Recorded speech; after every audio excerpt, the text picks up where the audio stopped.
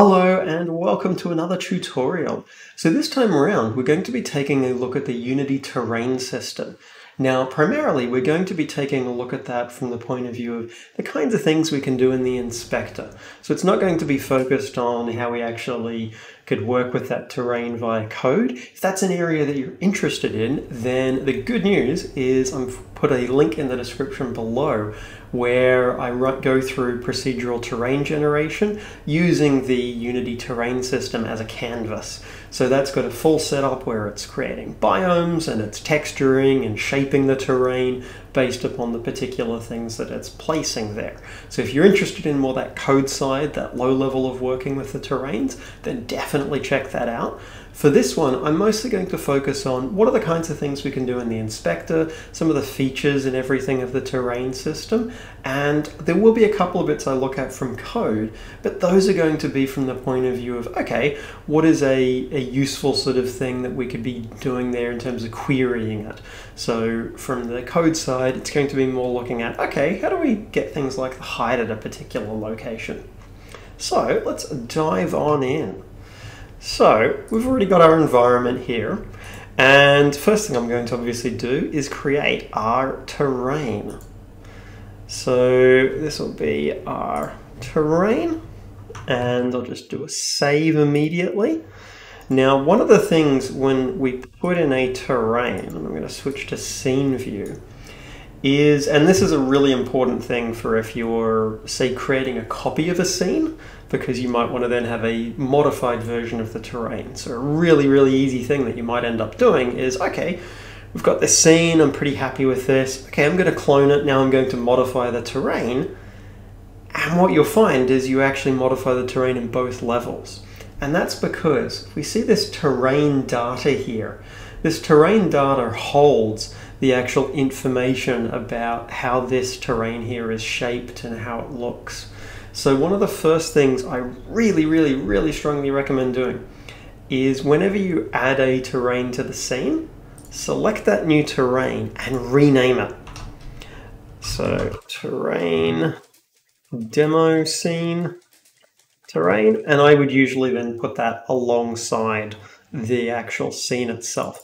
This just means that if you are duplicating an environment, you know then that you'll have to go in and duplicate this asset as well, unless you're wanting the terrains to be linked. And this is the kind of nice thing. If you want to use the same terrain at multiple levels, they can just refer back to the same thing. But if you are wanting to have it be slightly different in each one's, this is an asset that you need to duplicate. So that's just something to be aware of with this. So with our terrain set up, we've kind of got a few different tools that we can be using, and we've got our palette of tools over here. So we have stuff here for, we can work with neighboring terrains. So this is a feature that was added in somewhat recently within Unity that allows you to have neighboring terrains that can be connected to each other. And that can be really handy. That's in particular if you've got a very large level, you don't want to have everything loaded at once. So this allows you can build them up and then you can load them in as needed, which is really handy there in terms of performance and things like that. We're going to focus on, we want to firstly shape and sculpt the terrain. That's usually our starting point, is getting the broad shape in. So under painting, if we look, we've got stuff here for a bunch of different ones. So we've got stuff for, what we'd expect in terms of painting and textures. We've got stuff for setting height. And this can be really handy. I do tend to use stuff like this for when I want to just block out big features. And so this can be just a great way of blocking out an area. And often I'll use shaded wireframe, can make it a little bit easier to sort of see the structure of the terrain. And we can adjust. We've got a few different settings here in terms of the brush size. So a larger size, and you can use the left and right square bracket. That's what I'm using at the moment to change the size of this. So that's a really handy thing. It means if we want to have just a large area, it's a particular size, can easily do that. So if we're just blocking out the environment, then we can just set it up like that. If we're wanting to adjust how strongly this gets applied, this is where opacity comes in. So at the moment it's 100. If I jump that down to its lowest, then it is actually going to be changing the height here, but very, very slowly. So this opacity is, it's essentially the strength that this is applying at. So 100 means that immediately is going to push it to that particular height. But something like 34 means if I move quickly, it doesn't go to that full height. So opacity can be a really handy way of just lowering the intensity of what you're applying to it to allow it to have a bit more sort of variation there with it. So it's a really handy tool. I'll often, when I'm blocking out terrain, I'll use a really high opacity to get the broad shape in. Once I've got the broad shape in, then I'll often use lower opacities to start to layer in more detail and to chip away at it. We also have different shapes here, which for when we're setting the height is not something we necessarily use a lot, but we can also add in additional ones here as well. So that could be a handy thing. So for example, not sure how well it'll work with a check mark, but let's find out. So we can stamp in a check mark into the terrain if we wanted to. And I would imagine if I run that at 100, so we can see that being stamped into it. So you can set up your own little sort of brushes here. I, again, will often tend to use one of these brushes that's sort of a bit feathered, so it fades out. That allows me to have an area that's peak intensity and then a smooth sort of blend out of that. We also have ones that are a little bit noisier, which can be good as well, because again, with terrain, we often don't want it to look too uniform. If it looks too uniform, then it looks odd. It stands out as being sort of very artificial. We also have stuff here for being able to raise or lower the terrain. So if we take a look at how these work, so these in particular are ones that I would often use at a very low opacity. So if I drop this down to maybe 15, and then if we head over here, and in this case I will turn shaded wireframe off just for now, we can see that, particularly if we are moving over this quickly, this just gives us a bit of a variation to this, which can look really good. We can choose different sort of appearances here if we're wanting to have it be a little bit choppier. So you could easily set up your own brushes with this, as I said. So very quickly we start to break up how uniform this looks, which starts to make it look a lot more organic. And that's where messing with different brush intensities and opacities can then really let you get this looking the way you're after. And in raise and lower mode, if I hold down Shift, then that will chop into it. That'll actually lower it. So we can get some pretty good effect with a mix of both of these, and in particular at different sizes. So again, I'll often use fairly large sizes at the beginning just to get some big broad scale features in. And then as I'm actually getting closer to where it's looking how I'm after, I'll shrink down those sizes. So you're putting in essentially finer and finer details. So that's the approach I really recommend, using sort of broad, large scale sizes to begin with. And then as you're getting further through it, just actually reduce those scales, reduce those intensities. That's going to give you something that looks a lot more natural. And doing a mix of sort of raising the terrain and lowering it in sections. Now, terrain does have a low point, so a lowest point it can go to, which is where this is currently at. So that's something to be mindful of as well. With terrains, they do have a min and max height. We can adjust those. So in our settings, we have our terrain height. That's the maximum height that something can be in the terrain. But going back to the painting, so we've got raise or lower, so that's pretty cool. We've seen set height, also good. Smoothing the height, again, can be a great way for just sort of chopping into features if they're a little bit too large, or if you're wanting to have a bit more of a blend with stuff. And again, just sort of running that over once, just gives a little bit of a smoothing there. We use the opacity to control how much that is. So if I go for a higher opacity, that will smooth to a larger extent. So that can be a way just to sort of get rid of any super sharp edges if we're needing. Depending on the appearance we're after for the terrain. If we're after super sharp edges, then we wouldn't do that. But if we don't want those, then just doing that little bit of smoothing along there can just make a really big difference in being able to just sort of blend that out a lot so it looks a lot nicer. Now, with that in mind, let's quickly throw in a plane that is going to be our water, just so we've got a bit of a sense of where we're wanting everything to be with this. So if I bring this to, let's see, 25, and if I position it in the center, now at the moment we're able to see that there. So let's expand the scale of this just a bit. So that'll need to be 100 by 100. So now I've got an area that'll be our water. So that'll be handy for being able to just tell sort of for when we're doing our texturing.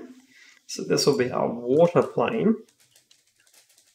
Now I'm just going to apply a very simple material to it. That looks even better. Maybe even lower again. There. I'm going to apply just a very simple material to it.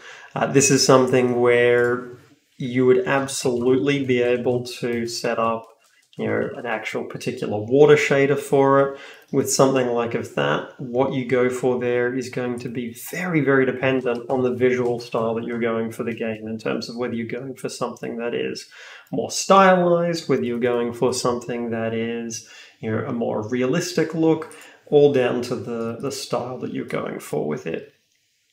So bring in our water, and that's looking okay. These are obviously some fairly basic textures I put together. So that's looking all right. We've got little pockets of water in there, which is good. So we could then start to texture our terrain. So to do that, if we go to painting, we can see we've got these terrain layers. So this is how we texture the terrain, is by setting up layers. Now, what I recommend when you're creating a layer is whatever you want the dominant color in the environment to be, add that layer first. And we'll see why. So when we go to create a layer, it'll ask us to select a texture. And this is why. So whatever one you select first, that's the one that everything gets defaulted to.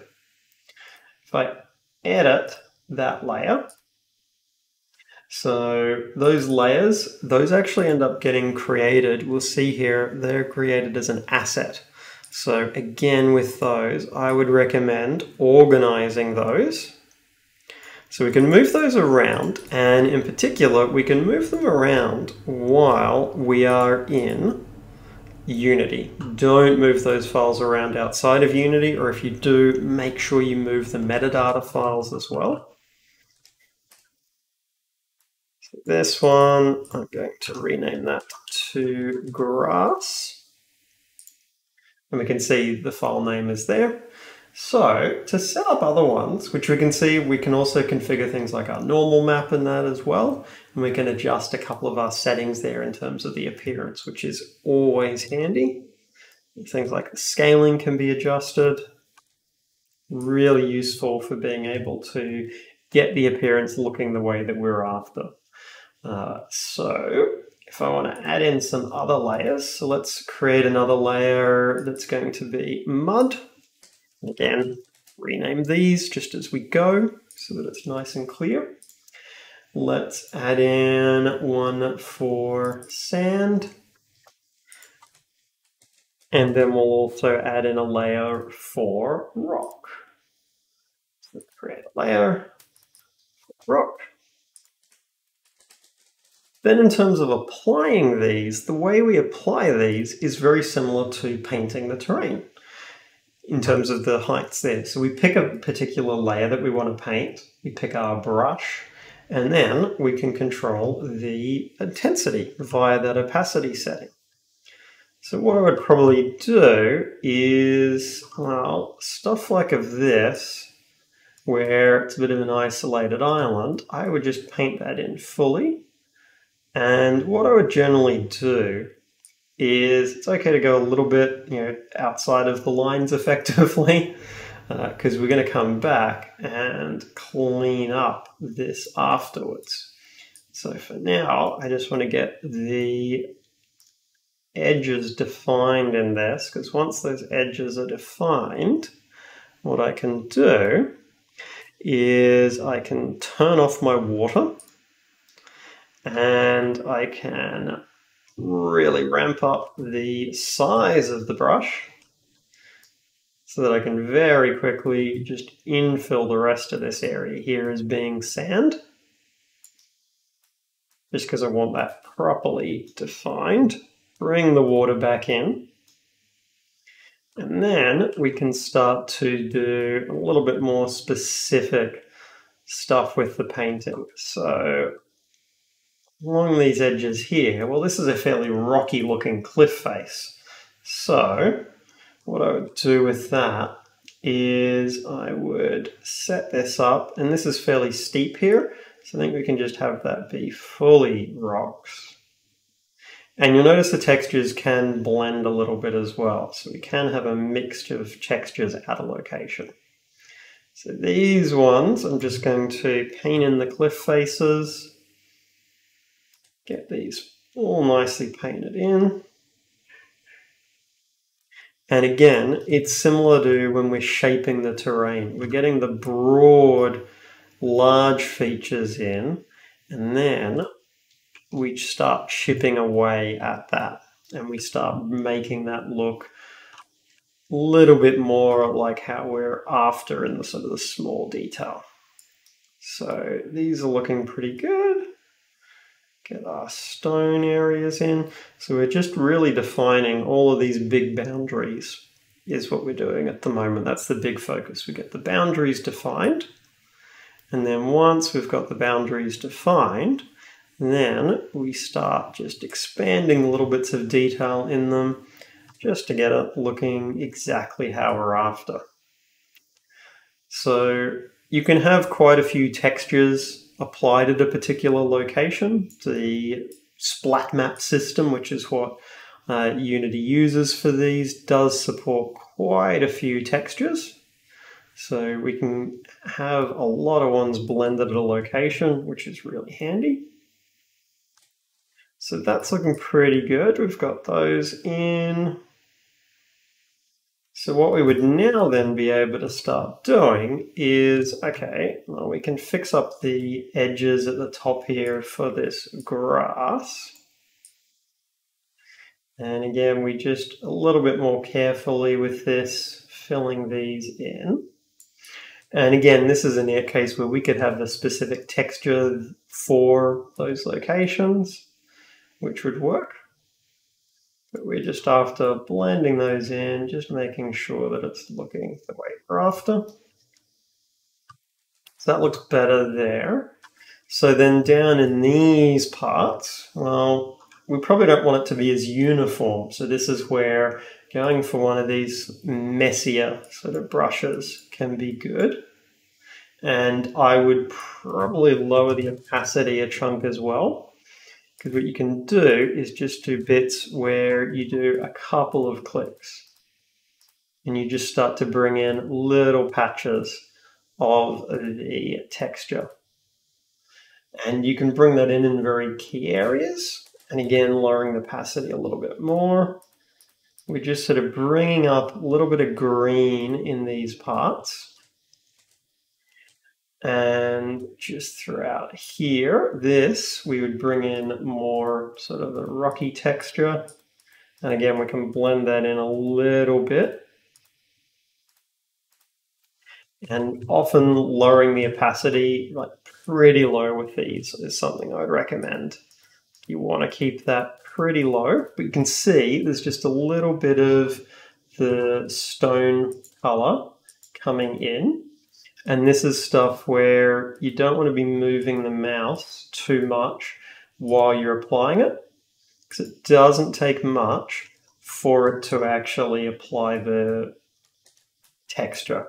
So if we really lower the opacity, we can get away with a little bit more, but it is just a balance there. Just bring in that rock texture a little bit. So we're getting a bit of a blend of our textures. So this approach lets us get a bit more variation into it. And we could come back a few times over this and add in then a bit more of the grass in here as well. You can see we start to get that nice sort of blend of all of our textures through here.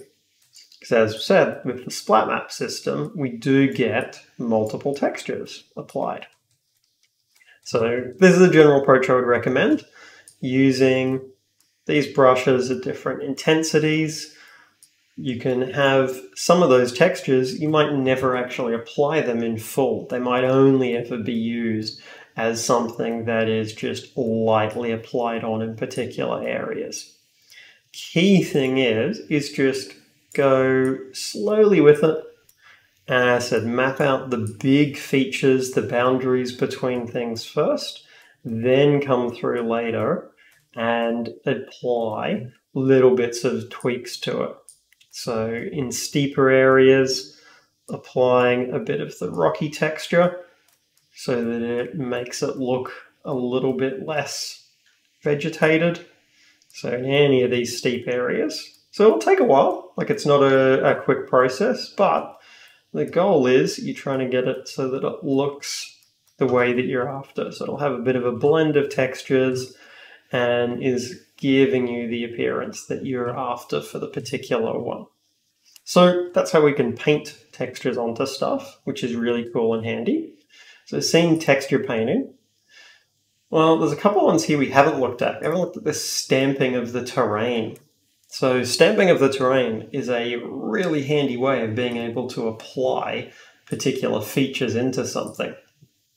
So different to the raise or lower height, this, you can see the particular operation. So at the moment, it's doing nothing because the stamp height is 0. But if I raise that to say 40, it'll stamp that feature in. And these are just grayscale images. So you could set up your own grayscale image of something and stamp that in. A lot of height map data is actually available as grayscale images, which means you could get those grayscale height maps and stamp those into the terrain if you want. So you could have a palette of ones where it's like, well, here's a cliff face. Let's stamp in the cliff face. You could generate things in your 2D image editing programs and bring those into it. So these brushes, just use a texture. So any of our brushes there, which means that you've got some really easy ways of being able to add in features. And you can see with this, that would be a little bit ridiculous, but you can very easily just stamp in particular ones. So that stamp tool, super handy, especially if you're combining it with stuff like height map information. You can also make it that these are subtractive. So with the subtract setting, turning that on seemingly doesn't do anything. So it's only going to actually have an effect. This max add setting allows us to control whether it's going to use the maximum height for the terrain or whether it's going to use the stamping to the terrain's current height. So we've got the max add set to 0, and we've seen, that doesn't seem to be doing anything. If we ramp this up to 1, then we can see, okay, it's going to only stamp this to particular height. See that that's actually removing it. So this is what it's doing. So subtract makes it lower the particular one. And if I lower this further, then it's only going to lower it a small amount. If I drop the max add height to like 0.5 and we do a similar thing, then it's stamping in with a lower depth. So the subtract version can work, and you can also hold down Shift to invert that. But the subtract version only works if you have this max add at a value other than 0. And you'll notice holding down Shift, whichever mode we're in, will invert the section. So that's what our stamp option does. Well, we also have paint holes. So this is a newer thing that was added in, that we can create holes in the terrain. And so what this allows us to do is if we come over here, and we're going to massively reduce the size of this. We want a very small brush. Let's click here. So although it's a brush that is feathered, it won't actually be feathered. What this does is it quite literally creates a hole in the terrain, so we could set up a cave behind there. So this is where what the holes are used for, is creating things like cave entrances, stuff like of that. So we can make that pretty small. So you can go to essentially one terrain tile and just block out the area. And then we'd fill around that with rocks, for example. So super handy being able to add those holes into it. You can then also remove, if you shift and click, that will remove the holes in an area. So holes are really handy there for setting up stuff for like of caves if you're going to put those in, which is cool. So that's the key things we've got for painting of the terrain. Let's take a look at a couple of other things that we've got. So we've seen all the stuff for set height. We also have flatten options there if we need. We then have stuff for being able to paint and add in trees. And this works quite similar to how the setup works for everything else. Okay, so for setting up trees, what we need to do is, if we go over to the tree section, we can go edit and add a tree. And this is a custom one I've set up. Now, when we're setting up custom ones, there are a bunch of specific things we do need to ensure. There's generally particular shaders it's wanting us to use. There's also a very particular structure with the hierarchy of it that it's looking for. So I'm going to add this in, and bend factor relates to wind. And then what I'm going to do is I'm going to lower the tree density here quite a bit. And then we can just start to plant ones. Now these are going to be very simple, and they will also fade out really early because these don't have LOD groups set up for them. But similar to the setup for painting in any of the other areas, we can control our stuff like our density.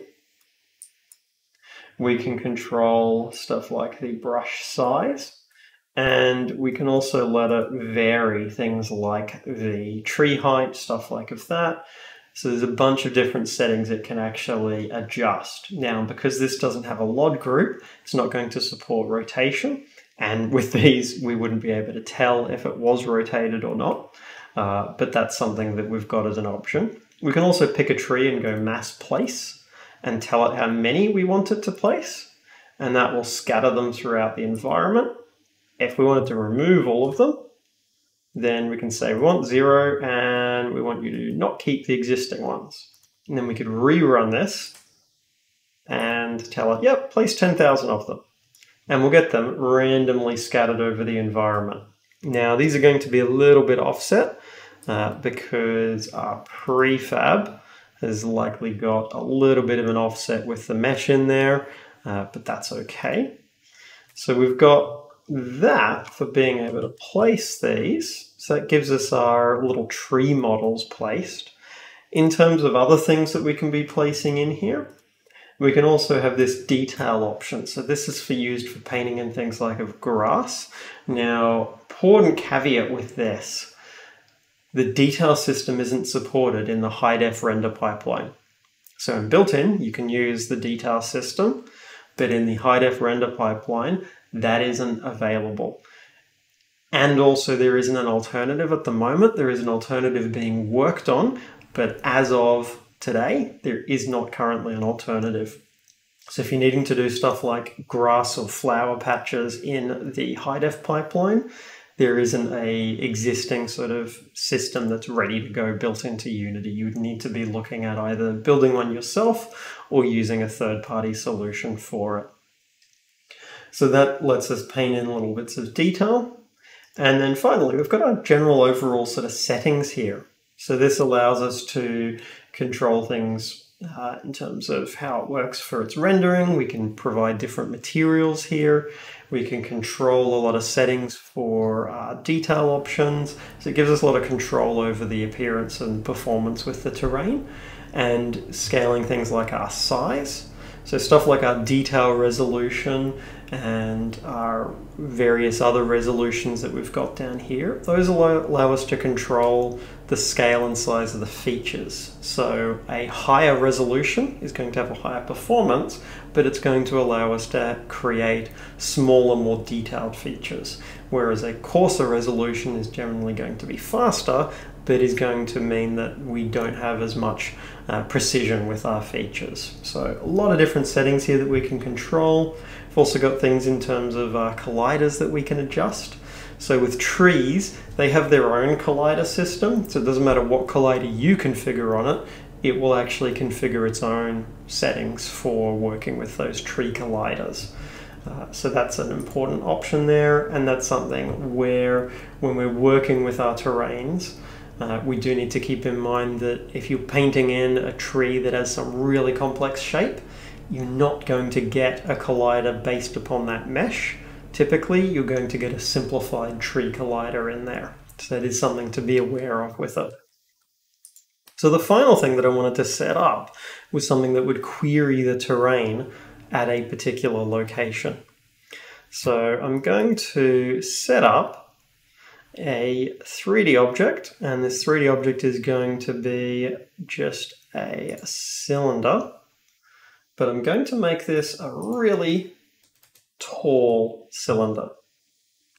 I'm going to lower that height though, so it's down here.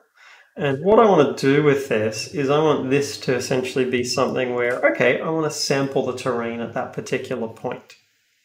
So I'm going to bring in my terrain query script. And then we're going to edit this, because what we're going to set up is that this can query the terrain at that location. So this is going to have a serialized field for our terrain, linked terrain. And what I want to be able to do is at any given location, find out the height there. So linked terrain. And for accessing any of the stuff like that, we go through the terrain data. And then if we take a look, we're not looking for stuff like get height or things like of that. What we're wanting to, so because these get heights, those, if we take a look, get height, those are going to be ones that are specific to the actual height map.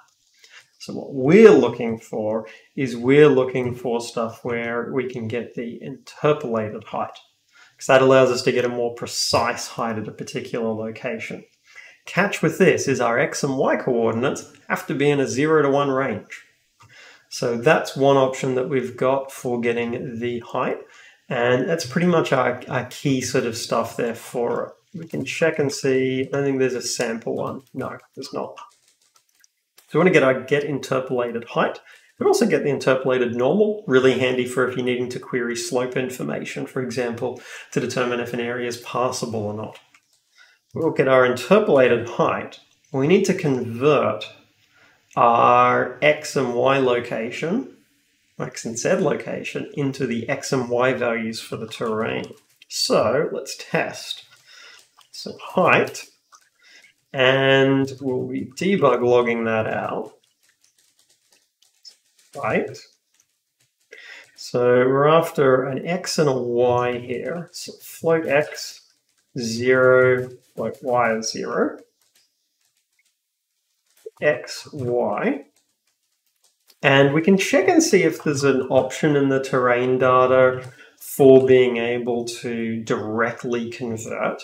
There's likely not going to be a direct conversion function in there. We're likely going to need to actually do that calculation ourselves. But it does have the information we need to be able to do that calculation, because we have our height map scale. So this is enough information for us to be doing that scaling.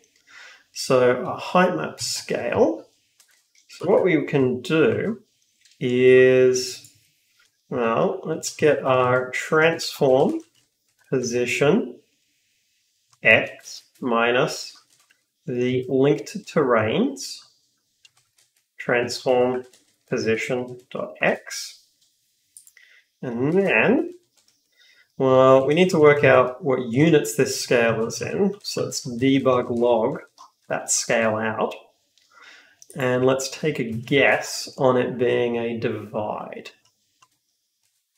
And what we'll be able to do, vector 3 terrain scale. This isn't changing while it's running, so we can cache this terrain scale. And then we can divide by our terrain scale.x, and then our y value here, and this is where we need to be careful that we don't mix up with our coordinates. It'd be very, very easy to get this messed up. That we need to be using z. So even though it's going into a value called y, it's actually a z value. So that looks good. We'll test this. And what we're initially looking at seeing is what's the scale value. So bring in our terrain, let's run this. We'll get a lot of output coming out, but we can see, if we take a look, so 2, 600, 2. So that seems probably about right. And let's pick a point on the terrain that we kind of know, can easily tell the height of, because we know this water plane is at 15. So we know this is at 15. So let's check, because we should expect at that shoreline that if we move this over to the shoreline, you can see sort of 15, and we're not. And we're seeing it be pretty consistently the same value. So let's zoom out a bit. And we'll move this around, see if we see any changes. And we don't see any changes at all. So what we want to do is take a look and see what we're getting for our x and y values here. So I want to log out x and y, just to get a sense of those particular ranges, because not all of this stuff is super well documented. We know it needs to be in a 0 to 1 value, so that's the first thing we're looking for. We can see that is not what we're getting. We don't get a 0 to 1 value. And if we think about it, that kind of makes sense that we're not, because the terrain scale, well, our terrain, even though it's saying its scale is 2, what that means is that each individual pixel in the height map is 2 meters. So that setting is controlling stuff specific to the height map. What we need to do is we actually want, rather than a height map scale, we want our size. Log that out. So the size is the actual physical dimensions of the terrain. So this should then give us a value that's in that 0 to 1 range. So we'll test with this, and we're running. So that's looking better. And then if we grab our cylinder and we see what the height looks like. So we can see at our crossing there, it's sitting at 15, which looks good. We'd expect to see it go higher and be 15 around the edges here, which it is. So that gives us a way to easily query the exact height or location. As said, we could also get stuff like our normals, which is really handy for being able to tell how steep something is. The y component of a normal directly is telling you how steep something is, which is really, really handy. And we'll actually make this output that as well, because we can go linked terrain, terrain data, get interpolated normal. We give it the same x and y values, and normal y. Just grab the y component of this, and we're going to log that normal y value out. And what we'll see is in areas that are flatter, that normal is very, very, very different to values where it is steeper. So when it's quite flat, it's going to be around 1. But if I then move this over to our cliff face, we can see the normal is much, much lower. So you can directly correlate that y component with how steep an area is.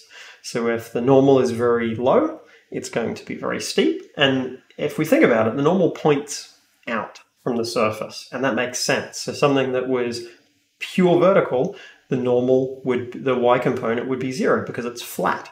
We could also tell if something was angled down or up based upon the sign of that. So if the normal was above 0, sorry, it was below 0, so it was negative, then that would mean it was a surface that surface pointed down as opposed to a surface that's pointing upwards. Now at terrain, we can't have a surface that points down, but if you were getting normal data from another source, that's sort of the meaning that we can gather from that. So it's just a bit of an overview of our terrain system here in Unity. Lets us easily be able to work with stuff, to customize, get our terrain set up and looking the way that we're after. So if you remember in terms of how we want to approach this. So we want to approach by setting up our large features first. So block out big sections of the terrain. Paint in broad, big sections of the colors there for it, and then we start to add in detail. So we add in detail at lower opacities, so it's less intense. We add it in smaller sections and often with brushes that are a little bit more varied, that are a bit choppier, just so that we can get that nice sort of variation happening in there. So big broad scale features first, then small scale ones. Remember, if we need to, we can get stuff like height map data, so getting grayscale height map images that we can bring in and stamp those in areas as well if we need. So dive in and experiment with it. If you're looking for the code for the project, as always, it's available up on GitHub and you can freely use that code in any projects of yours. You can also use the terrain textures there. Bear in mind, they're a good example of why I'm not an artist, so you may want to source some better textures, but if you're wanting to experiment and just need some basic textures, by all means use those as well. And if you've got any questions or comments, please do chuck them below. And if you found the video helpful, then chuck in a like and subscribe. And if you're looking for other ways to support the channel, then I do have a Patreon as well, and the link for that is in the description below. Bye!